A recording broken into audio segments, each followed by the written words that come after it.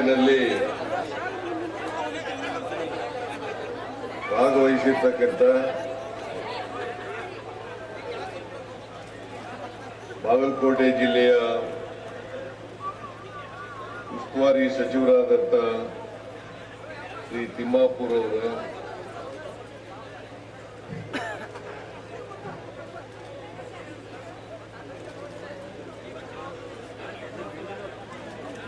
ಇನ್ನೊಬ್ಬರು ಸಚಿವರಾದಂಥ ಶ್ರೀ ಶಿವಾನಂದ ಪಾಟೀಲ್ ಅವರ,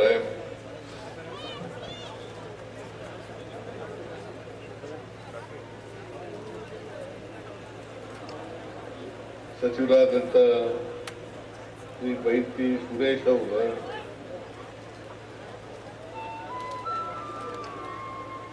ಎಲ್ಲ ಶಾಸಕ ಮಿತ್ರರ, ಮಾಜಿ ಶಾಸಕರುಗಳ, ನಮ್ಮ ಪಕ್ಷದ ಎಲ್ಲ ಮುಖಂಡರುಗಳ, ಇಲ್ಲಿ ಸೇರಿರ್ತಕ್ಕಂಥ ಆತ್ಮೀಯ ಬಂಧುಗಳ, ತಾಯಂದಿರ, ಎಲ್ಲ ಯುವಕ ಮಿತ್ರರ, ಮಾಧ್ಯಮದ ಸ್ನೇಹಿತರ, ಈಗಾಗಲೇ ಮಾತನಾಡಿದಂಥವರು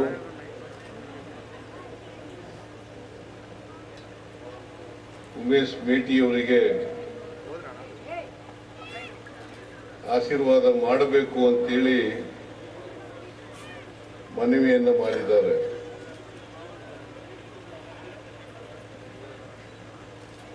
ಈ ಉಪಚುನಾವಣೆ ಆಕಸ್ಮಿಕವಾಗಿ ಬಂದಂತ ಚುನಾವಣೆ ಇದು. ನಾವ್ಯಾರೂ ಕೂಡ ನಿರೀಕ್ಷೆ ಮಾಡಿರಲಿಲ್ಲ.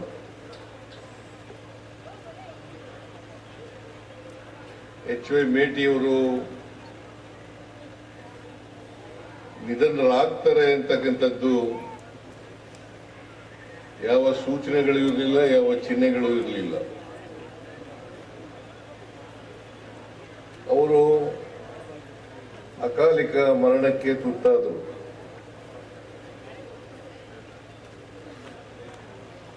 ಅವರು ನಿಧನರಾದ್ದರಿಂದ ಬಾಗಲಕೋಟೆ ವಿಧಾನಸಭಾ ಕ್ಷೇತ್ರ ಖಾಲಿಯಾಯಿತು.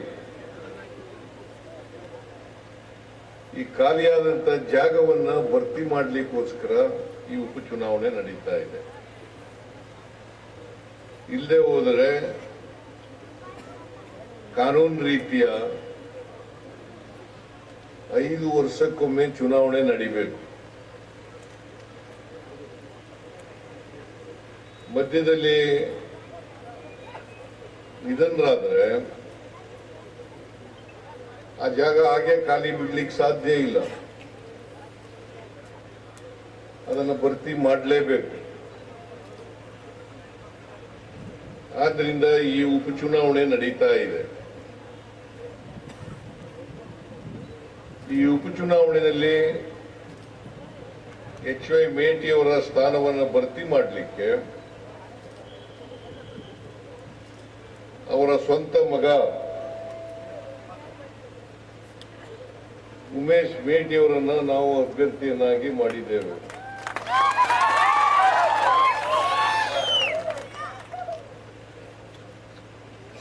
ನಾಲ್ಕು ಜನರು ಕೂಡ ಟಿಕೆಟ್ ಕೇಳಿದ್ರು.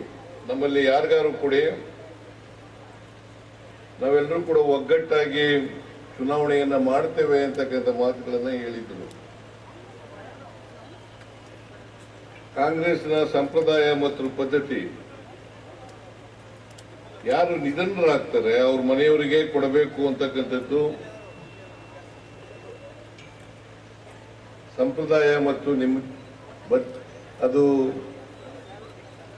ಯಾವಾಗಲೂ ಕೂಡ ನಡ್ಕೊಂಡು ಬಂದಿರತಕ್ಕಂಥ ರೀತಿ. ಅದಕ್ಕೋಸ್ಕರ ಅವ್ರ ಕುಟುಂಬ ವರ್ಗದವರಿಗೆ ಟಿಕೆಟ್ ಕೊಡಬೇಕು ಅಂತೇಳಿ ಕಾಂಗ್ರೆಸ್ಸಿನ ಹೈಕಮಾಂಡ್ ತೀರ್ಮಾನ ಮಾಡಿತು. ನಾನು ಕರೆದು ಮಾತನಾಡಿದ್ದೆ, ನಿಮ್ಮಲ್ಲಿ ಟಿಕೆಟ್ ಕೊಡ್ತೀವಿ, ಯಾರಿಗಾದ್ರೂ ಹೈಕಮಾಂಡ್ ಯಾರು ತೀರ್ಮಾನ ಮಾಡ್ತದೆ ನೀವೆಲ್ಲರೂ ಕೂಡ ಒಗ್ಗಟ್ಟಾಗಿ ಕೆಲಸ ಮಾಡಬೇಕು ಅಂತ ಹೇಳಿದ್ದೆ. ಹಾಗಾಗಿ ಅವರ 4 ಮಕ್ಕಳ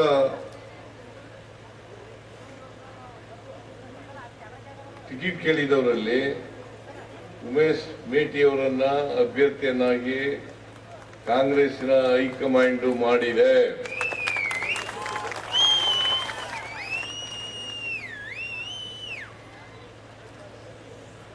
ಎಚ್.ವೈ. ಮೇಟಿ ಅವರು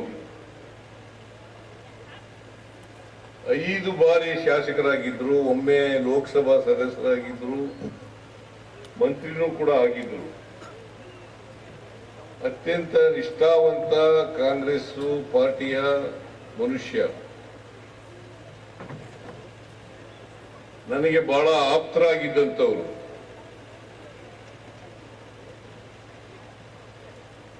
ನಾನು ಜನತಾದಳದಲ್ಲಿದ್ದಾಗ ಜನತಾದಳದಲ್ಲಿದ್ದರು, ಕಾಂಗ್ರೆಸ್ ಪಾರ್ಟಿಯನ್ನು ಸೇರ್ಕೊಂಡಾಗ ಕಾಂಗ್ರೆಸ್ ಪಕ್ಷಕ್ಕೆ ಬಂದರು. ಮತ್ತೆ ಕಾಂಗ್ರೆಸ್ ಪಕ್ಷದಲ್ಲೂ ಕೂಡ ನಿಷ್ಠಾವಂತ ಸದಸ್ಯನಾಗಿ ಕಾರ್ಯಕರ್ತನಾಗಿ ದುಡಿತಾ ಇದ್ರು. ನಾವ್ಯಾರು ಕೂಡ ನಿರೀಕ್ಷೆ ಮಾಡಿರಲಿಲ್ಲ ಅವರು ಮಧ್ಯದಲ್ಲೇ ಕಾಲ ಆಯ್ತಾರೆ ಅಂತ ಹೇಳಿ. ಆದರೆ ಆಗಿದೆ. ಕಳೆದ ವಿಧಾನಸಭಾ ಚುನಾವಣೆಯಲ್ಲಿ ನೀವೆಲ್ಲರೂ ಕೂಡ ಬಾಗಲಕೋಟೆಯ ಮತಕ್ಷೇತ್ರದ ಎಲ್ಲ ಜನ ಅವರನ್ನು ಆಯ್ಕೆ ಮಾಡಿದ್ರಿ. ಅವರು ನನಗೆ ಬಹಳ ಹತ್ತಿರದಿಂದ ಗೊತ್ತಿರ್ತಕ್ಕಂಥವರಾದ್ದರಿಂದ ಅವರು ಜನಪರವಾಗಿರ್ತಕ್ಕಂಥ ವ್ಯಕ್ತಿಯಾಗಿದ್ದರು, ಶಾಸಕರಾಗಿದ್ದರು. ಬಹಳಷ್ಟು ಜನಪರವಾದಂಥ ಕೆಲಸಗಳನ್ನು ಮಾಡ್ತಾ ಇದ್ರು, ಅಭಿವೃದ್ಧಿ ಕೆಲಸಗಳನ್ನು ಮಾಡ್ತಾ ಇದ್ರು. ನನ್ನ ಹತ್ರ ಬರ್ತಿದ್ರು ಯಾವಾಗಲೂ ಕೂಡ. ಬೆಂಗಳೂರು ಬಂದಾಗೆಲ್ಲ ನನ್ನನ್ನು ಭೇಟಿ ಮಾಡದೆ ಹೋಗ್ತಿರ್ಲಿಲ್ಲ. ಆ ಭೇಟಿಯಾದಂಥ ಸಂದರ್ಭದಲ್ಲಿ ಬಾಗಲಕೋಟೆ ಕ್ಷೇತ್ರದ ಅಭಿವೃದ್ಧಿ ಬಗ್ಗೆ ಮಾತ್ರ ಚರ್ಚೆ ಮಾಡ್ತಾ ಇದ್ರು. ಈ ಅಭಿವೃದ್ಧಿ ಪಡಿಸಲಿಕ್ಕೆ ಅನೇಕ ಪ್ರಯತ್ನಗಳನ್ನು ಅವರು ಮಾಡಿದ್ದಾರೆ, ಮತ್ತೆ ಅಭಿವೃದ್ಧಿ ಪಡಿಸಿದ್ದಾರೆ ಅಂತಕ್ಕಂಥ ಮಾತುಗಳನ್ನ ಹೇಳಲಿಕ್ಕೆ ಬಯಸ್ತಾ ಇದ್ದೇವೆ.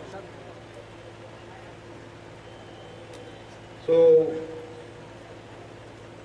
ಅವ್ರ ಜಾಗದಲ್ಲಿ ಉಮೇಶ್ ಮೇಟಿನೂ ಕೂಡ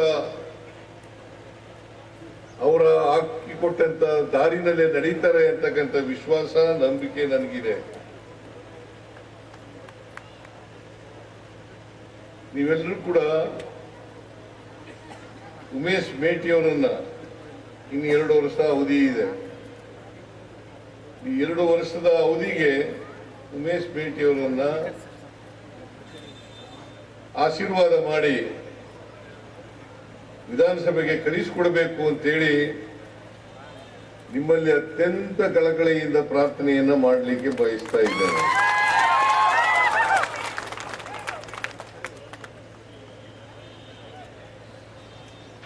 ಮೇಟಿಯವರ ರೀತಿಯಲ್ಲೇ ಉಮೇಶ್ ಮೇಟಿನೂ ಕೂಡ ನಿಮ್ಮ ಪರವಾಗಿ ಧ್ವನಿ ಎತ್ತಾರೆ ವಿಧಾನಸಭೆಯಲ್ಲಿ. ಈ ಕ್ಷೇತ್ರದ ಅಭಿವೃದ್ಧಿಯನ್ನು ಮಾಡ್ತಾರೆ ಅಂತಕ್ಕಂಥ ನಂಬಿಕೆ, ವಿಶ್ವಾಸ ಇದೆ. ನಾನು ಈ ರಾಜ್ಯದ ಮುಖ್ಯಮಂತ್ರಿ, ಕರ್ನಾಟಕದಲ್ಲಿ ಕಾಂಗ್ರೆಸ್ ಸರ್ಕಾರ ಇದೆ. ಭಾರತೀಯ ಜನತಾ ಪಕ್ಷದವರು ಕೂಡ 4 ವರ್ಷ ಅಧಿಕಾರ ಮಾಡಿದ್ರು, 2019ರಿಂದ 23ರವರೆಗೆ. ಅವರ ಅಧಿಕಾರದ ಅವಧಿನಲ್ಲಿ ಯಾವ ಅಭಿವೃದ್ಧಿ ಕೆಲಸಗಳನ್ನು ಕೂಡ ಮಾಡಲಿಲ್ಲ. ನಿಮ್ಗೆಲ್ಲ ಗೊತ್ತಿದೆ ಅನ್ನೋ ಕಾಣಿಸುತ್ತೆ. ಅವರು ಯಾವ ಅಭಿವೃದ್ಧಿ ಕೆಲಸನೂ ಕೊಡ್ಲಿಲ್ಲ, ಮಾಡಲಿಲ್ಲ. 4 ವರ್ಷ ಅಧಿಕಾರದಲ್ಲಿ ಇದ್ದಾಗ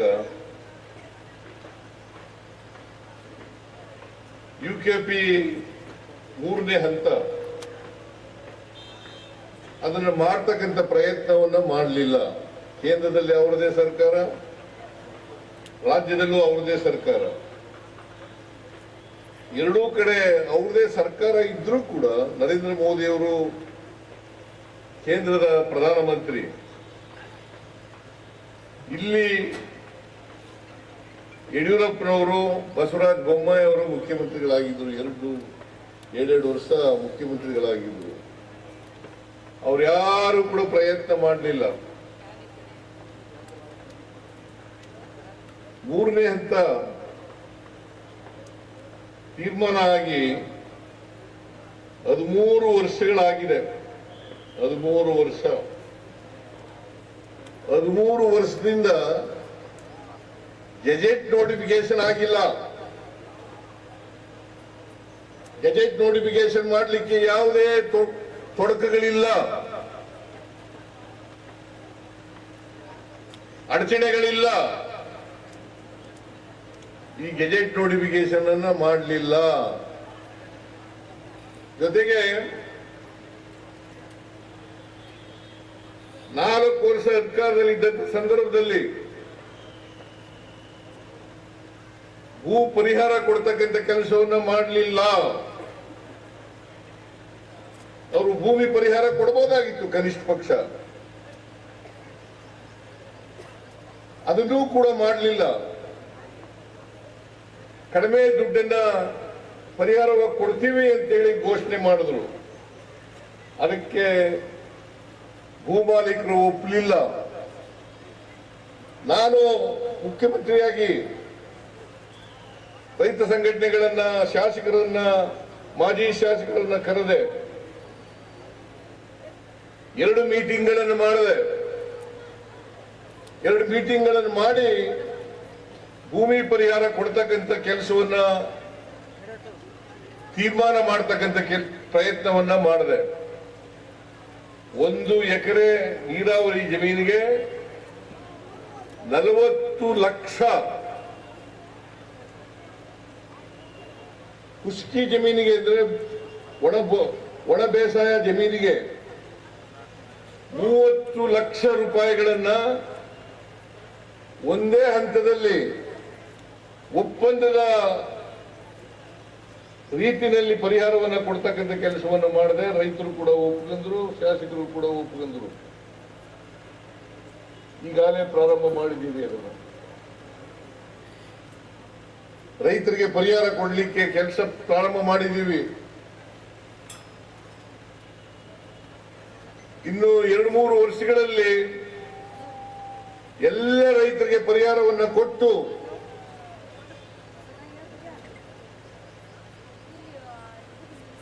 ಅವರನ್ನ ಸ್ಥಳಾಂತರ ಮಾಡತಕ್ಕಂಥ ಕೆಲಸವನ್ನ ಮಾಡ್ತೇವೆ.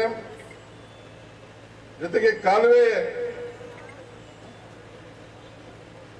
ಭೂಮಿ ಕಳ್ಕೊಂಡಿರ್ತಕ್ಕಂಥವರಿಗೆ ಭೂಮಿಯನ್ನ ಪರಿಹಾರವನ್ನ ಕೊಡ್ತಕ್ಕಂಥ ಕೆಲಸವನ್ನ ಮಾಡ್ತೇವೆ.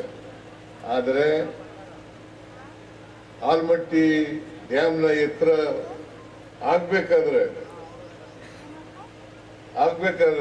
ಕೇಂದ್ರ ಸರ್ಕಾರ ಗೆಜೆಟ್ ನೋಟಿಫಿಕೇಶನ್ ಅನ್ನ ಮಾಡಬೇಕು. 13 ವರ್ಷ ಆಯ್ತು ಗೆಜೆಟ್ ನೋಟಿಫಿಕೇಶನ್ ಮಾಡಿಲ್ಲ. ನೀವು ಇದನ್ನ ಅರ್ಥ ಮಾಡ್ಕೋಬೇಕು. ಕೇಂದ್ರದಲ್ಲಿ ಬಿಜೆಪಿ ಸರ್ಕಾರನೇ ಇದೆ, ಇಲ್ಲಿ ವಿರೋಧ ಪಕ್ಷವಾಗಿದ್ದಾರೆ.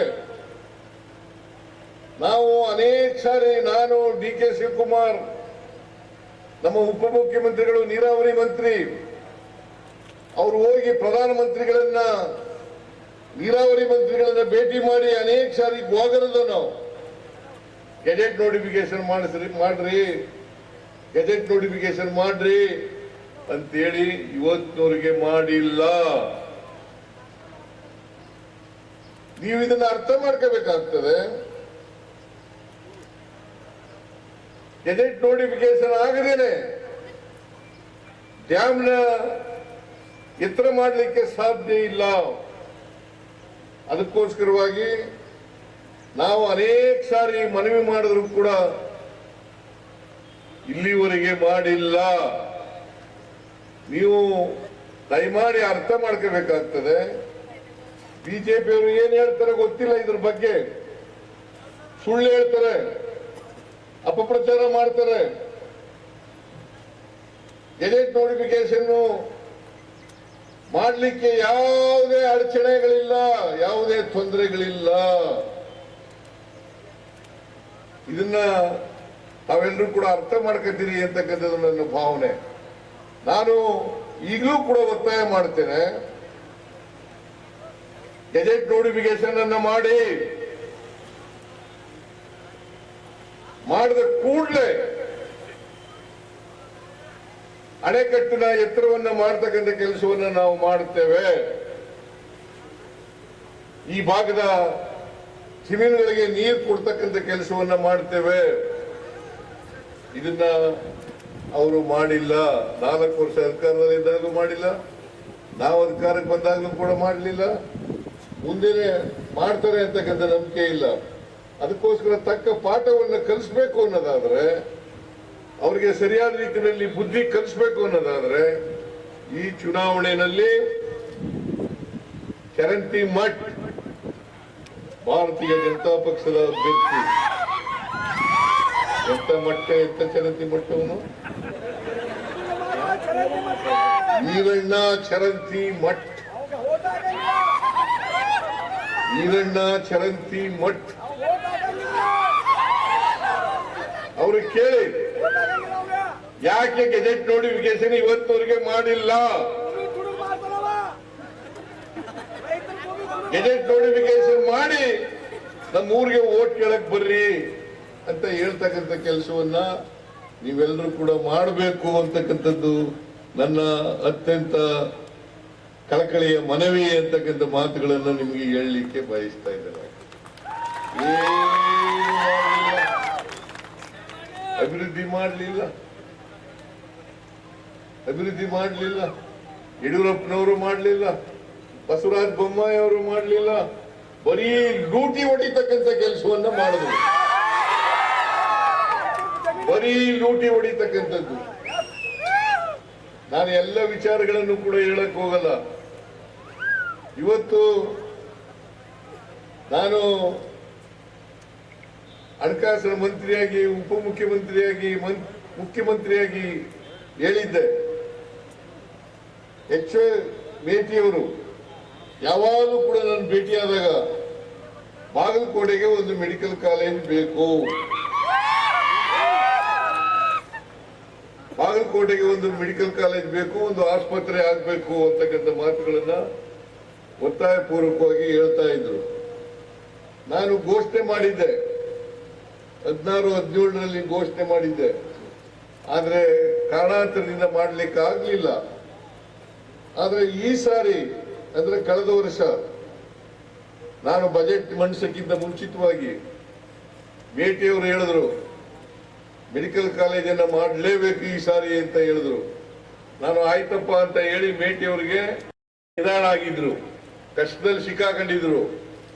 ಅದಕ್ಕೋಸ್ಕರ ನಾವು, ನಮ್ಮ ಸರ್ಕಾರ ಯೋಚನೆ ಮಾಡಿತು, ಬಡವರಿಗೆ, ರೈತರಿಗೆ, ಮಹಿಳೆಯರಿಗೆ ವಿಶೇಷವಾಗಿ ಸಹಾಯ ಮಾಡಬೇಕು ಅಂತೇಳಿ 5 ಗ್ಯಾರಂಟಿ ಯೋಜನೆಗಳನ್ನ ಘೋಷಣೆ ಮಾಡಲು.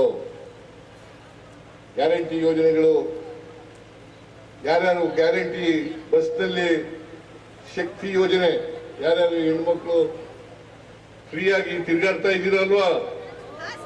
ಕೈ ಎತ್ತಿ ನೋಡೋಣ. ಯಾರು ಮಾಡಿದ್ರು ಇದು? ಬಿಜೆಪಿಯವ್ರು ಮಾಡಿದ್ರ? 4 ವರ್ಷ ಇದ್ರಲ್ಲ ತಾಯಿ. ಏನ್ರಮ್ಮ ಮಾಡಿದ್ರೇನ್ರಮ್ಮ? ಯಡಿಯೂರಪ್ಪ ಮಾಡಿದ್ನ? ಬಸವರಾಜ ಬೊಮ್ಮಾಯಿ ಮಾಡಿದ್ನ? ಇವತ್ತು ಎಲ್ಲಿಗಾದ್ರೂ ಹೋಗ್ಬೋದು, ಎಲ್ಲಿಗಾದ್ರೂ ಹೋಗ್ಬೋದು. ಸರ್ಕಾರದ ಬಸ್ಗಳಲ್ಲಿ ಫ್ರೀಯಾಗಿ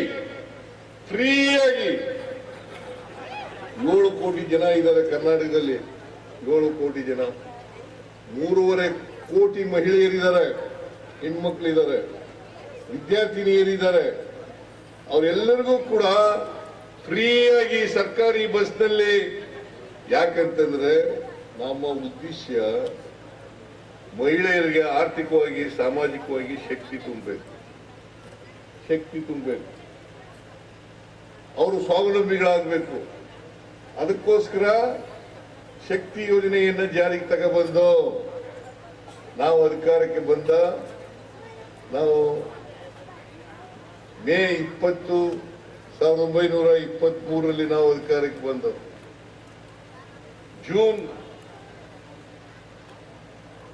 ಜೂನ್ ತಿಂಗಳಲ್ಲಿ ಈ ಕಾರ್ಯಕ್ರಮಕ್ಕೆ ಜಾರಿಯನ್ನ ಅನುಷ್ಠಾನವನ್ನ ಮಾಡ್ತಕ್ಕಂಥ ತೀರ್ಮಾನವನ್ನ ಮಾಡೋದು. ಜೂನ್ ತಿಂಗಳಲ್ಲೇ, ಮೇ ತಿಂಗಳಲ್ಲಿ ಅಧಿಕಾರಕ್ಕೆ ಬಂದು ಜೂನ್ ತಿಂಗಳಲ್ಲಿ ಜಾರಿ ಮಾಡ್ತಕ್ಕಂಥ ಕೆಲಸವನ್ನು ಮಾಡಿದ. ಬಿಜೆಪಿಯವರು ಯಾವತ್ತಾರು ಮಾಡಿದಾರ ತಾಯಿ? ಮತ್ತೆ ಯಾಕೆ ಓಟ್ ಕೇಳೋಕೆ ಅವ್ರಿಗೆ ಏನ್ ನೈತಿಕ ಹಕ್ಕಿದೆ? ಆಮೇಲೆ ಗೃಹಲಕ್ಷ್ಮಿ 1,26,00,000 ಮಹಿಳೆಯರಿಗೆ, ಎಷ್ಟು? 1,26,00,000 ಮಹಿಳೆಯರಿಗೆ, ಮನೆ ಯಜಮಾನಿಯರಿಗೆ ತಿಂಗಳಿಗೆ 2,000 ರೂಪಾಯಿ.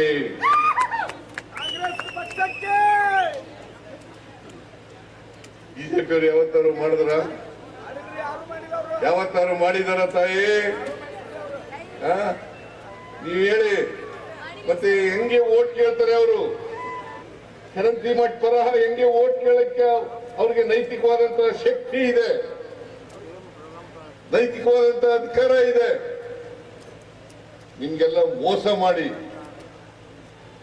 4 ವರ್ಷ ಅಧಿಕಾರದಲ್ಲಿ ಇದ್ದು ಏನೂ ಮಾಡದೆ ಇವತ್ತು ಮನೆಯಲ್ಲಿ ಕೂತಿದ್ದಾರೆ, ವಿರೋಧ ಪಕ್ಷದಲ್ಲಿ ವಿರೋಧ ಮಾಡ್ತಾ ಇದ್ದಾರೆ. ಇವ್ರು ಯಾರು ಗೊತ್ತಾ? ಬಿಜೆಪಿಯವರು 5 ಗ್ಯಾರಂಟಿ ಯೋಜನೆಗಳನ್ನ ವಿರೋಧ ಮಾಡಿದವರು,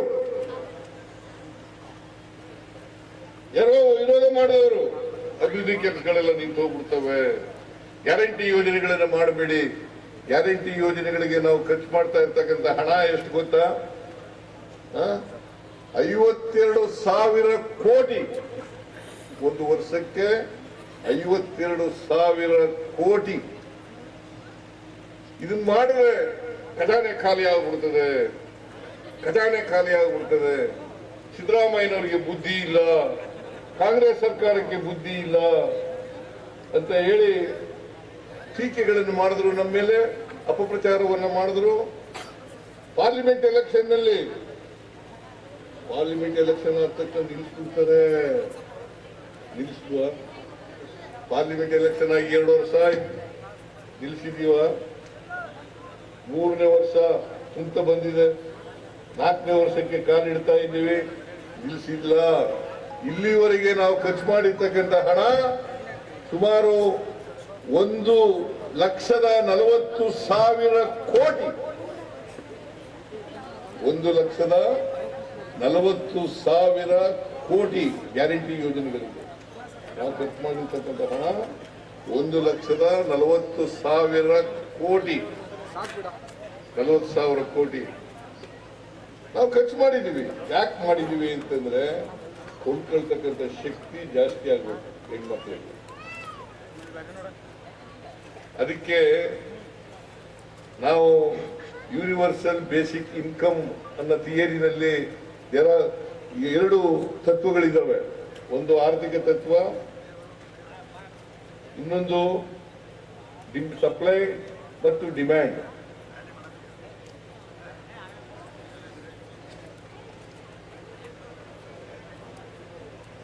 ಟ್ರಿಕಲ್ ಡೌನ್ ಆರ್ಥಿಕ ಥಿಯರಿ ಅನ್ನೋದ್ರಲ್ಲಿ ನಂಬಿಕೆ ಇಟ್ಟಿರೋರು ಬಿಜೆಪಿಯವರು. ಅದರಲ್ಲಿ ಮೇಲ್ಭಾಗ ಶ್ರೀಮಂತರು ಇದಾರಲ್ಲ, ಕಾರ್ಪೊರೇಟ್ ಬಾಡಿಗಳಿದಾವಲ್ಲ, ಅವ್ರ ಪರವಾಗಿರ್ತಕ್ಕಂಥವ್ರು ಬಿಜೆಪಿಯವರು. ನಾವು ಯೂನಿವರ್ಸಲ್ ಬೇಸಿಕ್ ಇನ್ಕಮ್ ಅವ್ರ ಪರವಾಗಿರ್ತಕ್ಕಂಥವ್ರು. ನಾವು ಕೆಳ ಸಮಾಜದಲ್ಲಿ ಇರ್ತಕ್ಕಂಥ ತಳ ಸಮುದಾಯದ ಜನ ಇದಾರಲ್ಲ, ಅವ್ರಿಗೆ ಶಕ್ತಿಯನ್ನು ತುಂಬಬೇಕು, ಅವ್ರಿಗೆ ಕೊಂಡ್ಕೊಳ್ತಕ್ಕಂಥ ಶಕ್ತಿಯನ್ನು ಜಾಸ್ತಿ ಮಾಡಬೇಕು. ಈಗ ವಸ್ತುಗಳನ್ನ ತಯಾರು ಮಾಡಿಬಿಟ್ರೆ ಸಾಲದಲ್ಲ, ಕೊಂಡ್ಕೊಳ್ಳೋರು ಬೇಕಲ್ಲಮ್ಮ. ಕೊಂಡ್ಕೊಳ್ಳೋರು ಇಲ್ಲದೆ ಹೋದ್ರೆ ಎಷ್ಟೇ ವಸ್ತುಗಳನ್ನು ತಯಾರು ಮಾಡಿದ್ರು ಕೂಡ ಪ್ರಯೋಜನ ಇಲ್ಲ.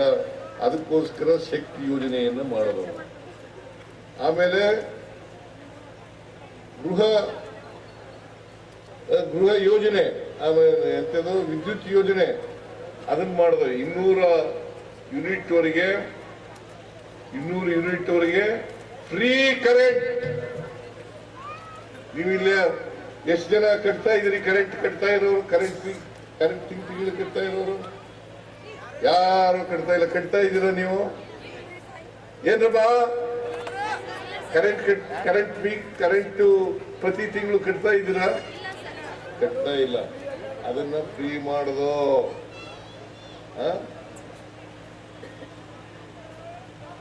ಅನ್ನಭಾಗ್ಯ ಯೋಜನೆ 5 kg ಮನಮೋಹನ್ ಸಿಂಗ್ ಅವರು ಪ್ರಧಾನಮಂತ್ರಿಗಳಾಗಿದ್ದಾಗ ಮಾಡಿದ್ರು. ಫುಡ್ ಸೆಕ್ಯೂರಿಟಿ ಆಕ್ಟ್ ಅಂತ ಮಾಡಿದ್ರು. ಅದಾದ್ಮೇಲೆ 5 kg ಕೊಡ್ತಾ ಇದ್ರು. ನಾನು ಪುಕ್ಕಟೆ ಮಾಡಿದೆ. ಆಮೇಲೆ ಈ ಸಾರಿ ಅಧಿಕಾರಕ್ಕೆ ಬಂದ ಮೇಲೆ ಇನ್ನ 5 kg ಕೊಡ್ತಕ್ಕಂಥ ಕೆಲಸವನ್ನ ಮಾಡಿದ್ರು. ಅಲ್ವಾ? ಮಾಡಿದೀವ ಇಲ್ಲ?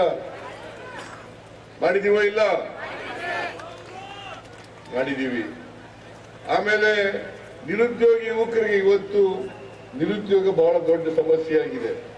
ಆ ನಿರುದ್ಯೋಗದ ಸಮಸ್ಯೆಯನ್ನು ಕಡಿಮೆ ಮಾಡಲಿಕ್ಕೋಸ್ಕರವಾಗಿ 2 ವರ್ಷದವರೆಗೆ ಇವತ್ತು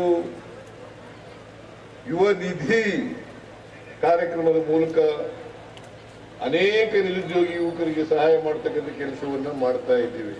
ಈ 5 ಗ್ಯಾರಂಟಿ ಯೋಜನೆಗಳನ್ನ ನಾವು ಮಾಡಿದ್ದೇವೋ ಇಲ್ವಾ? 3 ವರ್ಷದಿಂದ ಮಾಡಿದ್ದೇವೋ ಇಲ್ಲ? ಮತ್ತೆ ಯಾರಿಗೂ ಓಟ್ ಕೊಡ್ಬೇಕು ಹೇಳಿ ನೋಡೋಣ. ಮತ್ತೆ ನೀವು ಓಟ್ ಕೊಟ್ಟು ಉಮೇಶ್ ಮೇಟಿಯವರನ್ನ ಗೆಲ್ಸ್ಕೊಟ್ರೆ ನಮಗೆ ಶಕ್ತಿ ಬರ್ತದ ಇಲ್ಲ? ನಮ್ಗೆ ಹುಮ್ಮಸ್ ಬರ್ತದ ಇಲ್ಲ? ಇನ್ನ 2 ವರ್ಷ ನಿಮ್ಗೆ ಕೊಡ್ಬೇಕಲ್ಲ? ಕೊಡ್ತೀರಿ ಅಲ್ವಾ? ಓಟ್ ಕೊಡ್ತೀರಿ ಅಲ್ವಾ? ಉಮೇಶ್ ಮೇಟಿಯವರನ್ನ ಗೆಲ್ಲಿಸ್ತೀರಿ ಅಲ್ವಾ? ಗೆಲ್ಲಿಸ್ತೀರಿ ಅಲ್ವೇನಪ್ಪ? ನೀವು ಒಂದು ಕುಟುಂಬಕ್ಕೆ ಎಷ್ಟು ಕೊಡ್ತಾ ಇದೀವಿ ಗೊತ್ತಾ? 5 ರಿಂದ 6 ಸಾವಿರ ರೂಪಾಯಿ ಒಂದು ತಿಂಗಳಿಗೆ. ಬಡ ಕುಟುಂಬಗಳಿಗೆ 5 ರಿಂದ 6 ಸಾವಿರ ರೂಪಾಯಿ. ವರ್ಷಕ್ಕೆ 50,000ದಿಂದ 60,000 ರೂಪಾಯಿಗಳನ್ನ ಒಂದು ಕುಟುಂಬಕ್ಕೆ ಕೊಡ್ತಾ ಇದ್ದೀವಿ. ಬಿಜೆಪಿ ಕೊಟ್ಟಿತ್ತ? ಯಾವಾರು ಕೊಟ್ಟಿತ್ತ? ಏನ್ ತಾಯಿ ಕೊಟ್ಟಿತ್ತ? ಕೊಟ್ಟಿರ್ಲಿಲ್ಲ. ಅವ್ರಿಗೆ ಇವೆಲ್ಲ ಒಳೆಯದೇ ಇಲ್ಲ ತಲೆಗೆ. ಯಾಕೆಂದ್ರೆ ನಾವು ಹಳ್ಳಿಯಿಂದ ಬಂದವರು. ಹಳ್ಳಿನಲ್ಲಿ ಇರ್ತಕ್ಕಂಥ ಕಷ್ಟಗಳು ಗೊತ್ತಿರ್ತಕ್ಕಂಥದ್ದು, ಹಳ್ಳಿ ಜನರಿಗೆ ಆಗ್ತಕ್ಕಂಥ ತೊಂದರೆಗಳೇನು ಅಂತಕ್ಕಂಥದ್ದು ಗೊತ್ತಿದೆ ನಮಗೆ. ಅದರಿಂದ ನಾವು ಪರಿಹಾರ ಮಾಡಲಿಕ್ಕೋಸ್ಕರವಾಗಿ 5 ಗ್ಯಾರಂಟಿ ಯೋಜನೆಗಳನ್ನ ನಾವು ಮಾಡಿದ್ದು. 5 ಗ್ಯಾರಂಟಿ ಯೋಜನೆಗಳನ್ನ ನಾವು ಮಾಡಿದ್ದು. ಅದರಿಂದ HY ಮೇಟಿಯವರು ಒಂದು ಅವರ ಆತ್ಮಕ್ಕೆ ಶಾಂತಿ ಸಿಗ್ಬೇಕು ಅಲ್ವಾ? HY ಮೇಟಿಯವರು ಆತ್ಮಕ್ಕೆ ಶಾಂತಿ ಸಿಗ್ಬೇಕ ಬೇಡ? ಅವ್ರ ಮಗನೇ, ಸ್ವಂತ ಮಗ, ಕೊನೆಯ ಮಗ ನೋಡಿ. ಇವನು ಮಲ್ಲಿಕಾರ್ಜುನ, ಇವನು ಉಮೇಶ್, ಮಹಾದೇವಿ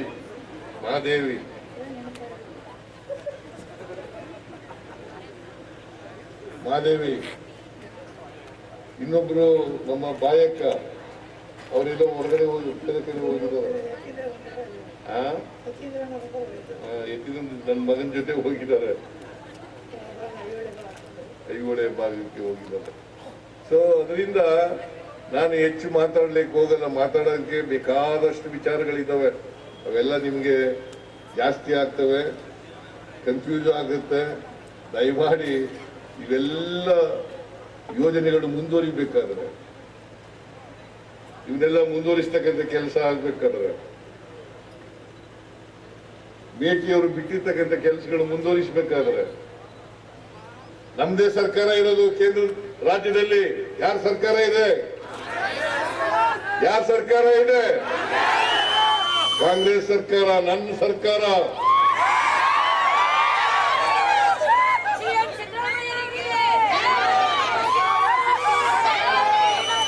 ಕರೆಂಟ್ ಮಟ್ಟ ಬಂದ್ರೆ ಕೆಲ್ಸಗಳಾಯ್ತವ. ಉಮೇಶ್ ಮೇಟಿ ಇದ್ರೆ ಎಲ್ಲ ಕೆಲಸಗಳು ಮುಂದುವರಿಸಲಿಕ್ಕೆ ಸಾಧ್ಯ ಆಗ್ತದೆ. ಅದರಿಂದ ಯಾವ್ಯಾವ HY ಮೇಟಿಯವರು ಪ್ರಾರಂಭ ಮಾಡಿ ಬಿಟ್ಟಿದ್ದಾರೆ ಆ ಕೆಲಸಗಳೆಲ್ಲ ಮುಂದುವರಿಬೇಕಾದ್ರೆ, ಪೂರ್ಣಗೊಳ್ಳಬೇಕಾದ್ರೆ ಉಮೇಶ್ ಮೇಟಿಯವರನ್ನ ತಾವು ಆಶೀರ್ವಾದ ಮಾಡಲೇಬೇಕು. ಆಶೀರ್ವಾದ ಮಾಡ್ತೀರಿಯಲ್ವಾ? ಮಾಡ್ತೀರಾ? ನನ್ನ ಕೈ ಬಲಪಡಿಸ್ತೀರಾ? ನಮ್ಮ ಸರ್ಕಾರ ಶಕ್ತಿ ಕೊಡ್ತೀರಾ? ಆದ್ರಿಂದ HY ಇವರು ನಮ್ಮ ಉಮೇಶ್ ಮೇಟಿಯವರಿಗೆ ತಾವೆಲ್ಲ ಆಶೀರ್ವಾದ ಮಾಡಿ ವಿಧಾನಸಭೆಗೆ ಕಳಿಸಿಕೊಡ್ಬೇಕು. 9ನೇ ತಾರೀಕು ಮತದಾನ. 9ನೇ ತಾರೀಕು ಮತದಾನ. ನೀವೆಲ್ಲರೂ ಕೂಡ ಹೋಗಿ ಮತಗಟ್ಟೆಗೆ ಹೋಗಿ ಹಸ್ತದ ಗುರುತು